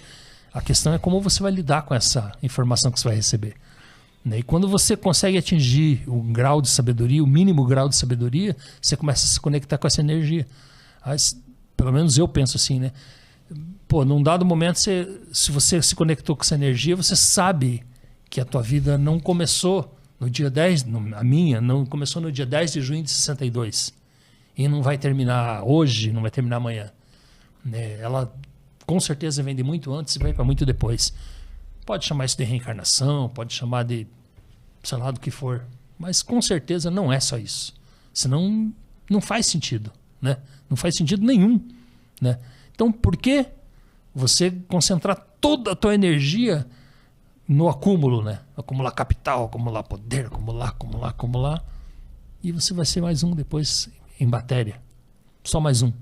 Então, eu acho que os acumuladores de energia e de capital, eles não acreditam no antes e no depois da vida. Só acreditam nisso. Por isso que eles são assim. Assim como uma pessoa que tem planos de vingança não acredita em Deus também, né? Porque a partir do momento que eu tenho que fazer um projeto de vingança, não existe justiça divina, né? Nesse sentido, né? Mas sobre esse assunto, eu prefiro muito mais me calar do que emitir opinião, porque eu também venho me desvestindo de convicções acerca de... Eu acho que existe uma riqueza muito grande por trás de tudo isso. Eu vou até aqui. Essa é a minha fala. Existe uma riqueza muito grande por trás de tudo isso. Mas eu não acredito que seja algo perto das narrativas feitas pelo ser humano ao redor de suas culturas. Eu não consigo acreditar que essa cultura, aquilo que chama-se de religião, né? Essa cultura está certa e todas as outras 5.000 estão erradas. Qualquer uma, entendeu? Como o Ricky Gervais fala, ele é igual... Ele não acredita, ele é um ateu, né? Mas ele fala, ele é igual ao cara que é crente. A única diferença é que ele acredita em um Deus a menos. Porque o cara que segue um Deus, ele nega todos os outros. E ele fala, eu também nego todos os outros e o teu também, né? Eu só nego um Deus a mais, né? Então, eu fico por aqui observando. Eu sempre falo para minha filha uma coisa assim, desde pequenininha eu falo isso para ela. Digo, filha, uma sementinha de melancia é desse tamanho. Desse tamanho. Você põe na terra, se afasta. Você vai ver a obra de Deus acontecer. Então existe uma coisa, você tem um corpo, você produziu vida, agora você me deu 2 lindos netos. Percebe que o teu corpo consegue produzir vida? Agora, vida material. Porque tem uma coisa que alimenta a vida dos teus filhos, que alimenta você, e que a hora que apaga, ninguém consegue acender de volta. Né? E também ninguém consegue fazer ela acender, ninguém consegue fazer ela reacender depois que ela apaga. Essa mágica, é essa coisa invisível que está aí. Eu não sei que nome que você quer dar para isso. Dá o nome que tu quiser, acha uma alternativa, mas é uma mágica. É uma, né? Uns chamam de milagre, outros chamam de mágica, outros chamam de... Enfim, né? Mas tem uma coisa inexplicável nisso tudo. Que, aliás, falando da semente, que é a mesma loja, voltando agora a falar da questão agrária, o cara compra uma área de terra, né? Cerca e diz assim, essa área aqui é minha. O dia que ele morrer, ele não vai levar junto, mas enfim, mas é dele. Aí ele não planta. Aí tem uma pessoa que está do lado da cerca, do lado de fora, e diz assim, amigo, posso jogar uma semente aí dentro? Né? E depois eu venho e colho só. Ou seja, eu só quero deixar a obra de Deus acontecer, a obra de Deus, para eu tirar e eu poder me alimentar. A terra é tua, cara. Não quero invadir tua terra, não quero... Só deixa eu fazer isso. Cara, não. A terra é minha, eu não faço e você não vai fazer e eu não quero que ninguém faça. Pronto, acabou. Por quê? Voltando à questão agrária, as áreas em volta das grandes cidades são todas loteadas pela especulação imobiliária. E essas áreas poderiam ser ocupadas, são áreas improdutivas, que poderiam ser ocupadas por essas pessoas que produzem alimentos para alimentar as cidades, transformar os alimentos em alimentos mais baratos, orgânicos, por sinal, e alimentar aquelas próprias famílias que se instalariam ali. E que não precisariam necessariamente se apropriar daquelas terras. Elas podiam só plantar. Eu só quero plantar e tirar o alimento. A terra é tua, não tem problema, continua com ela. Me aluga ela por 1 ano, 2 anos. Né? Mas o cara não quer. Ele não pode alugar, porque senão desvaloriza a terra dele. Ele precisa deixar aquilo para especulação imobiliária. O dia que a cidade avançar e crescer, a cidade vai chegar ali. Vai lotear, vai vender aqueles terrenos. Então, assim, não planto, a terra é minha e ninguém planta. Percebe? De novo, você está promovendo a sensação da impotência em mim, mais uma vez. Muito obrigado. Somos assim. Somos feitos assim. A gente está indo meio que para os finalmente aqui, mas a conversa ela nunca acaba. O assunto nunca morre. A gente morre, o assunto não. A nossa lâmpada, um dia, ela rompe o filamento, como eram as lâmpadas antigas. Incandescentes. Como é que está a tua lâmpada? Você está passando por uma situação de energia vital. Você está há poucos anos, já virou ano essa história, né? Você tem uma complicação renal, vamos dizer assim. Você faz diálise, né? E está na fila do transplante do rim, é isso? O que aconteceu? Você está me dando uma ótima oportunidade de fazer uma reflexão. Olha, se nada do que a gente conversou até agora fosse importante, pelo menos essa parte, nem que a gente isole, que essa parte é muito importante. Quero falar uma coisa que eu acho que eu vou fazer um grande serviço para as pessoas. Eu costumo falar, brincando, que eu sou vítima de automachismo. O cara, porra, automachismo? Com perdão da expressão, que porra é essa? e tem trocadilhos à parte, quase tem a ver, porque tem a ver com a próstata. Após os 40 anos, pelo que eu sei da medicina, pelas coisas que eu já ouvi, eu não sou médico, não sou a pessoa apropriada para falar com absoluta razão. Mas assim, amealhando conhecimentos e coisas que eu vi dos médicos que eu vi, é isso que aconteceu. A partir dos 40 anos, todo homem tem um crescimento da próstata, maior ou menor. Uns é tão pouco que talvez não faça nem diferença. Outros, e eu diria que uma grande parte, o crescimento é anômalo. Aí desenvolve uma coisa chamada hiperplasia benigna da próstata. Aí é comum o cara ver assim, o jato de urina dele vai diminuindo. Vai diminuindo. Às vezes diminui pouco, ou diminui muito. Mas ele vai... Homem, né? Nós somos homens, a gente sabe como é que é. A gente vai postergando. Não, eu sou poderoso, eu sou fudidão. Não, comigo não é nada, não é nada disso, não tem nada demais.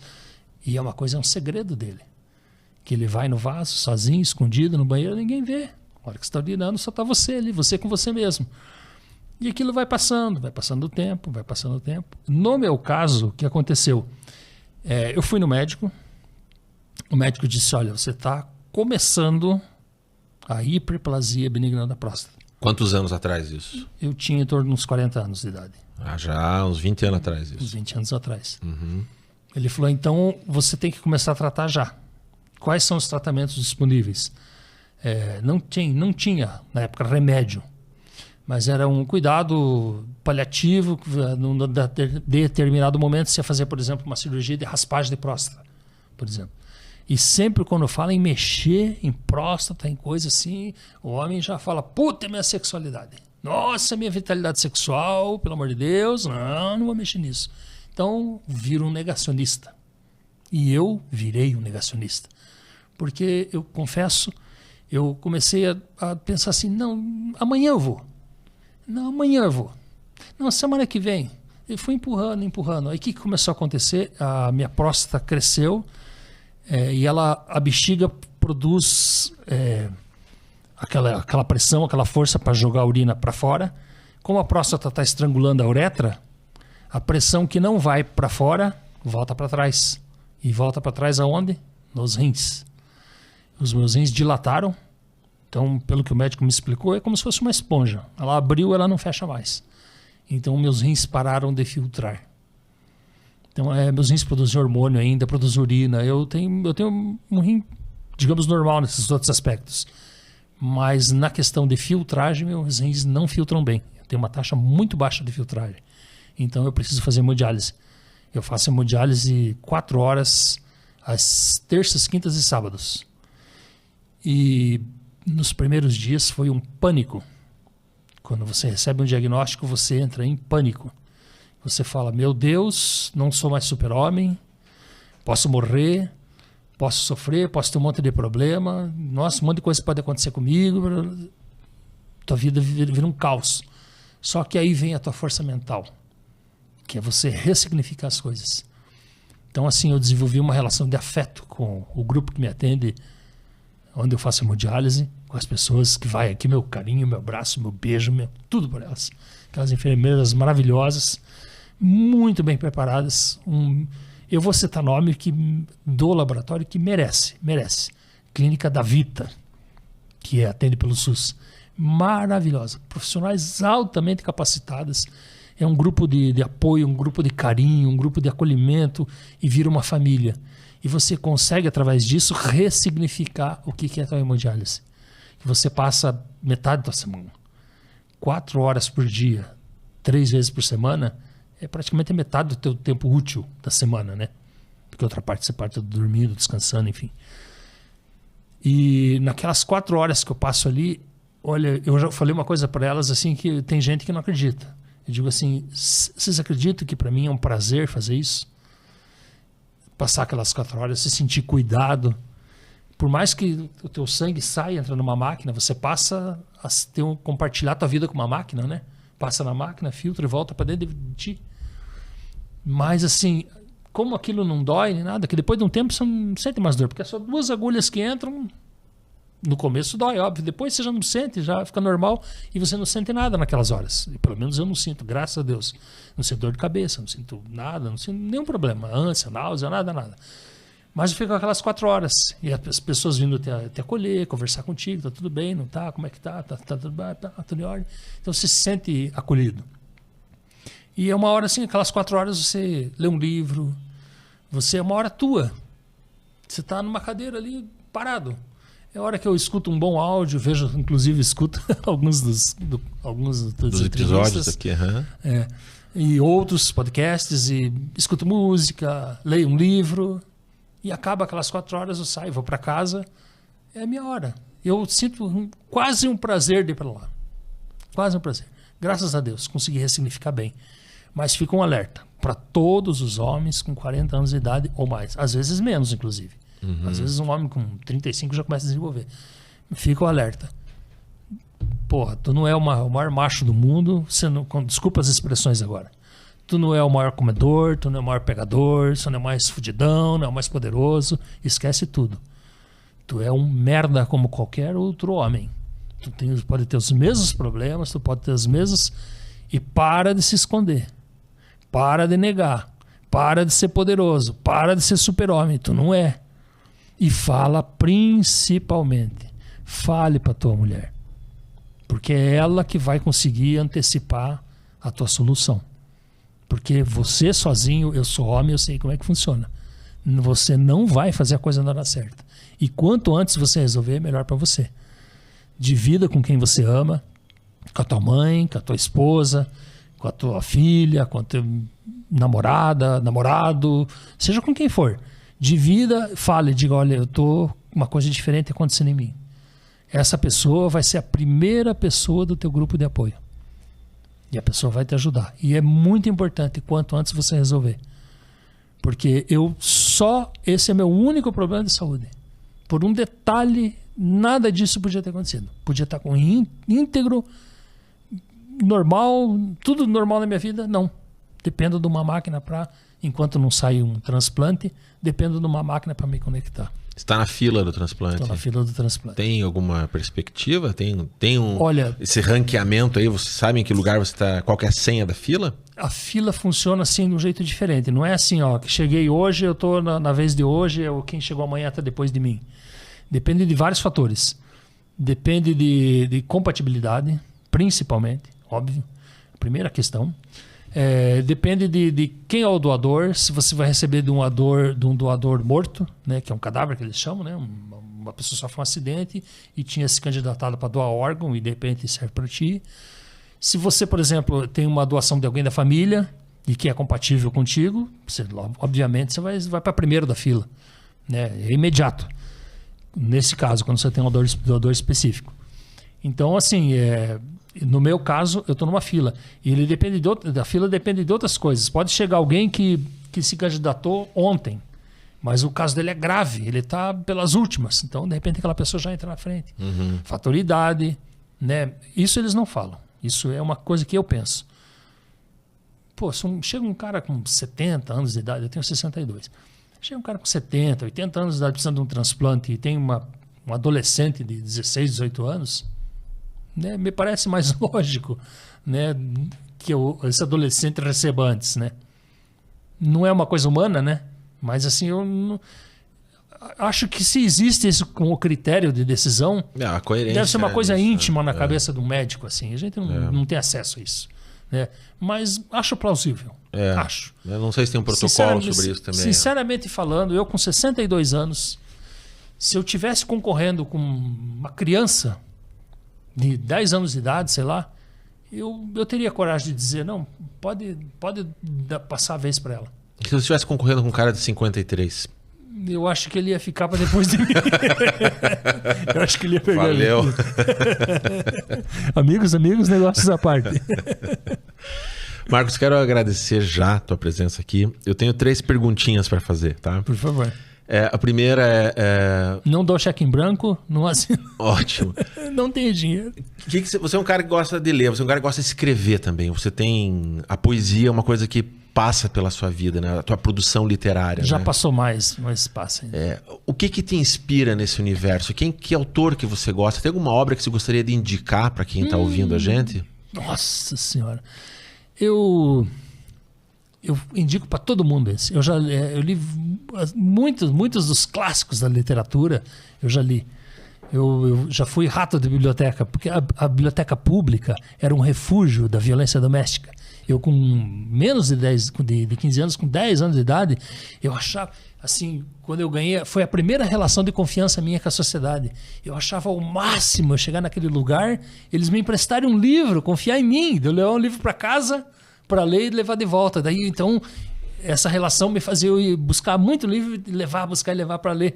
Eu gostava de fazer isso. Só que meu tipo de literatura era outro. Eu lia Tintim. Não o pessoal fala Tintim, o pessoal pensa no Rin Tintim, que era o cachorro lá, que era um enlatado americano, né? Não é o Rin Tintim, é o Tintim, era um detetive belga. Um jornalista, né? Jornalista belga. Jornalista, jornalista. Belga, é muito legal. Quer dizer, eu gostava, né, das aventuras dele e não era impregnado, eu não sentia aquela impregnação política, de dominação ideológica, nem nada. Era uma coisa bem, bem bacana, assim. E gostava de jogar xadrez e tudo. Eu tinha esse vínculo na biblioteca pública com Asterix. Asterix? Eu ia de criança para ler Asterix lá também. Que é um templo. A Biblioteca Pública do Paraná, para quem não conhece, é um refúgio. Você sai do mundo, você nem entra num outro lugar. Um templo.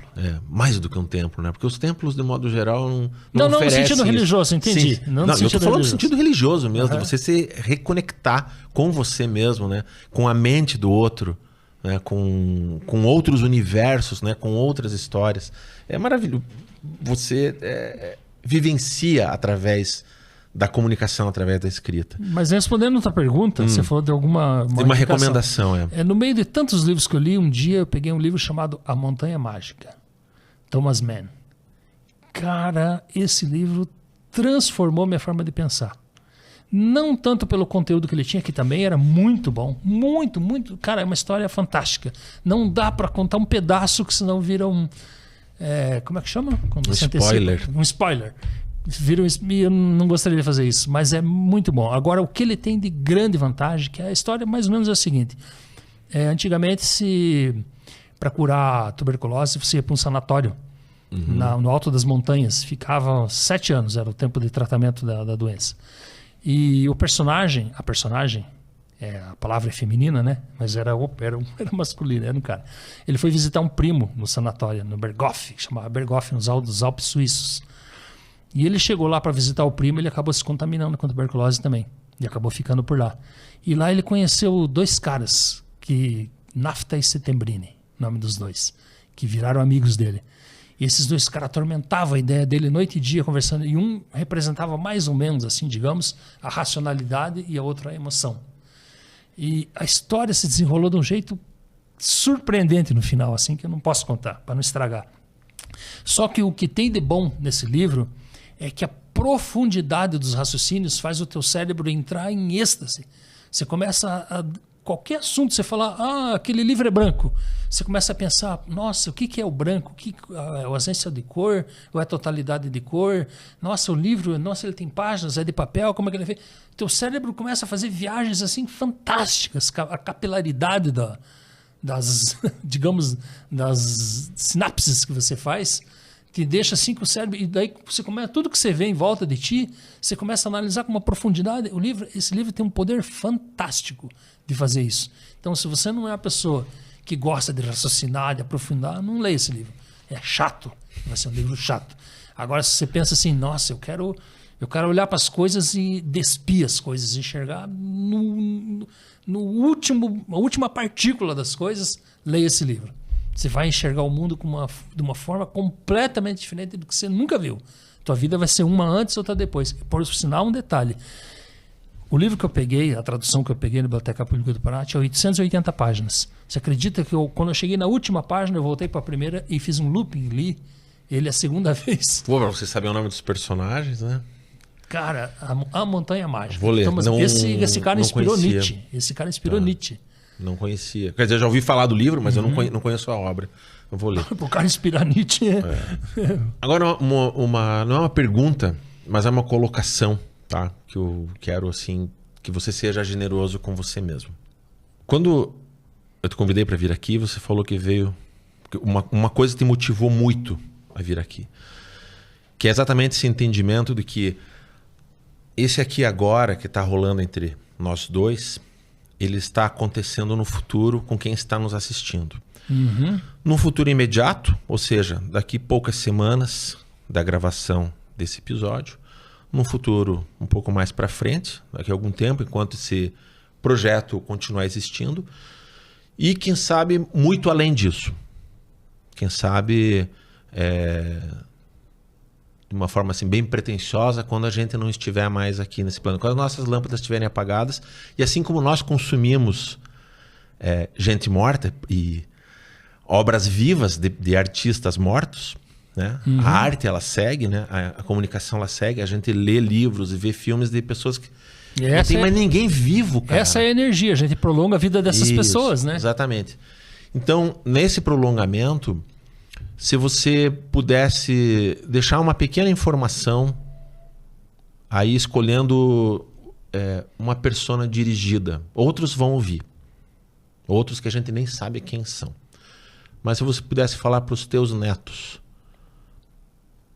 deixar um recado para eles quando você não estiver mais aqui, o que você gostaria de falar? Primeiro eu quero propor uma viagem no tempo contigo. Uma brincadeira, assim, que eu sempre faço com os outros. Pense no Glauber com 80 anos de idade. O Glauber com 80 anos de idade vai assistir esse podcast e vai dizer: putz, eu queria ter perguntado aquilo, eu queria ter falado aquilo, eu não fiz aquilo, não perguntei aquilo, não falei aquilo. Pense que aquele Glauber, tudo que ele queria, a coisa que ele mais queria naquele momento que ele estava assistindo esse programa e pensando isso, era estar aqui e fazendo aquilo que aquele Glauber está pensando. Então faça. E você está fazendo. No final das contas, você está fazendo. Né? Talvez tenha alguma coisa que você não fez, né? Mas que você gostaria. Lá, aquele de lá vai pensar. Então pense que você está aqui e você pode mudar o tempo. Né? Então essa é uma viagem no tempo. Em relação aos meus netos, eu diria assim... eu tenho 2 netos. Eu tenho o Vicente e eu tenho a Bebel. A Bebel ainda não fez... vai fazer 1 ano agora. O Vicente tem 3 anos. Tudo, no fundo, assim, eu só queria que eles ouvissem todo esse áudio, eles entendessem. Muitas coisas minha filha vai transmitir para eles. E muitas coisas ainda, o que eu não falei aqui, minha filha sabe e vai acabar transmitindo. E o importante são os valores. A ideia que eu passei do ser e não ter. E principalmente, assim, a mensagem mais importante para mim é essa transmissão que eu não fiz para minha filha da violência. Que a violência permeou minha vida toda. A violência transformou. Graças a Deus. É paradoxal eu falar isso, né? Graças a Deus. Que bom. Cara, assim, tudo que eu passei me transformou e me preparou para uma outra vida. Eu não sei se essa outra vida é numa outra dimensão, num outro tempo, numa reencarnação, não sei. Eu não sei. Mas eu sei que eu sou um trilionário. Eu sei que eu sou um trilionário. Porque o que eu acumulei nessa vida, eu não gastei meu tempo só usando o prazer. Eu tive um corte quando eu percebi que isso ia me deixar estagnado como espírito. Eu fiz um corte na minha vida. Esse corte que eu fiz me levou para uma fortuna incalculável. Eu sinto que ela é incalculável. Então, assim, que a gente esteja sempre pronto, eles também, na vida deles, estejam sempre prontos para uma iniciação. Que façam muitos cortes na vida. No começo dessa entrevista, eu falei para você que eu fiz 700, 800, eu não sei quantos cortes eu fiz. Eu faço cortes todos os dias. Às vezes eu estou andando aqui, eu passo uma esquina, olho para uma pessoa na calçada, por exemplo, e deixo o preconceito por algum momento me contaminar. Penso assim, puta, por que eu vou ajudar essa pessoa? Putz, o cara está aí usando droga. Daí eu ando uma quadra, na quadra seguinte eu digo, meu Deus, que idiota que eu fui. É verdade, ele pode estar usando droga, tudo, mas quem sou eu para achar que o que ele está fazendo é errado, para achar que é menor o que ele está fazendo, se eu não conheço a história dele? Então, assim, eu digo, não, a partir de agora, na próxima esquina, se eu encontrar outra pessoa, eu vou olhar com um olhar diferente. Então, eu fiz uma reiniciação. Eu me resetei, eu faço isso todos os dias, todas as horas. Eu achava que era uma pessoa sem preconceitos e eu era uma pessoa impregnada. Aliás, sou uma pessoa impregnada de preconceitos. Quando eu olho uma pessoa assim, aquela mulher, né, do cotovelinho na mesa, né, eu olhei com preconceito para ela. Né? Eu falava de mim, mas eu olhei com preconceito para ela. Então, assim, por que você vai olhar para uma pessoa, vamos supor, poderosa? Você acha porque a pessoa é rica, poderosa, não sei o quê? Ah, não, deve ser ladrão, roubou dinheiro, sei lá o quê. Por quê? A pessoa não pode ter feito aquilo com trabalho, com honestidade? Pode, claro que sim. Então, assim, nenhum preconceito, nem olhando para baixo, nem olhando para cima. Né? É complicado botar esse negócio de embaixo e cima, mas né, um bom entendedor entende o que a gente quer dizer. Falando de patrimônio, né? Nem olhando para baixo, nem olhando para cima, a gente pode ter preconceitos. Porque atrás daquilo está aquele ser humano que vai morrer igual a gente. Ele tem as mesmas dores que a gente, os mesmos sofrimentos, as mesmas angústias. Né? Tudo que a gente tem, ele também tem. Embora, às vezes, a proposta da pessoa seja só aquilo e a proposta do outro seja uma proposta mais ampla. Né? Então, quero dizer para eles, e assim, em especial, dar uma mensagem para a minha neta, não por discriminar do meu neto, mas assim pelo papel, por ela ser mulher, por ser uma mulher, e ela estar nascendo numa sociedade que está em transformação. Né? A gente vê o papel importante que a mulher tem. Minha filha me falava sobre uma tese que ela desenvolveu na faculdade, ela fez um mestrado, e ela falando sobre a importância do papel feminino na sociedade, na economia. Porque quando tu deixa a mulher, não estou falando tu, não você, né? Sociedade. Você deixa a sua mulher em casa, cuidando da casa, cuidando dos filhos e tal, aí você chega em casa e diz assim, nossa, você fez aquilo? Ela, não deu tempo. Pô, mas tu não faz nada e não fez aquilo? Né? E você fez. Ah, não, você foi lá para tua empresa lá e ganhou 1 milhão naquele dia. E quer dizer que então o trabalho dela não vale nada, o teu vale tudo? Mas e se não tivesse ela para cuidar dos teus filhos e para cuidar do teu conforto, do teu bem-estar psicológico? Será que você ia conseguir ganhar 1 milhão? Ou será que você não teria gastado 1 milhão naquele dia? Né? Não teria perdido 1 milhão naquele dia? Então, assim, o papel que a mulher tem na sociedade hoje em dia está mudando completamente. E assim, que prazer, cara. Não tem coisa que me deixou mais feliz de ver as mulheres agora nas Olimpíadas. O pessoal enche a boca para dizer, né? As mulheres trouxeram mais medalhas do que os homens. O ouro é cara, todo feminino. Né? E a gente está falando do quê? De força física. Esporte é força física. Né? E a mulher foi lá, né? Cara, fantástico. E apesar força de que física, mental, dedicação. Apesar que as grandes medalhas não foram força necessariamente física. Foram, né? Coordenação, tudo. Muito legal isso, cara. Esse momento de transformação da sociedade é muito importante. Porque eu acho que a mulher tem esse papel de mudar, de transformar a sociedade. Porque o homem já mostrou que na mão dele não dá muito certo. Chega de guerra, chega de porrada, de força bruta. Ah, tá bom, você é fodão, fudidão, agora dá um tempinho, cara. Vamos fazer com jeito, vamos largar a força, vamos pro jeito agora. Fica ali no cantinho, vira... Fica ali você. O homem vai virar assim nós vamos começar a virar um coadjuvante. Né? Elas vão ser protagonistas por um bom tempo. E eu quero que a minha neta esteja nessa vanguarda, nesse front. Eu quero que ela seja protagonista nessa história. Né? Que lá na frente, um dia, nenhum nem outro seja protagonista, coadjuvante, nem nada. É todo mundo igual, realmente. Né? Chega um momento na sociedade... o movimento pendular vai levar para esse lugar agora. Chega um momento na sociedade, às vezes, que as coisas não precisam ser discutidas mais. Né? Outro dia eu estava lendo um texto que na Dinamarca, naqueles países escandinavos, que eles estão em um grau de felicidade e tudo, se alguém chega e fala em negócio de movimento gay e tal, os caras, hã? Tipo, já é uma coisa que já nem importa discutir mais, porque já passaram dessa fase. Né? Vamos discutir sobre homossexualidade, heterossexualidade, já não é mais importante. Né? A gente quer pessoas felizes. Né? Quer uma pessoa feliz, pode ser gordo, magro, alto, baixo, azul, amarelo, verde. Qual é o problema? Viva o arco-íris, né? Viva o arco-íris. Marcos, muito obrigado pela sua presença aqui. Legal demais, é uma conversa viva. Eu acho que isso é o mais importante, né? Quando você me perguntou antes de gravar, cara, qual que é o roteiro? Cara, o roteiro é a vida. O roteiro é a vida. Eu falei, eu tenho uma estrutura narrativa, um começo, meio e fim. Agora a gente chega ao fim. Agradeço quem acompanhou a gente até aqui.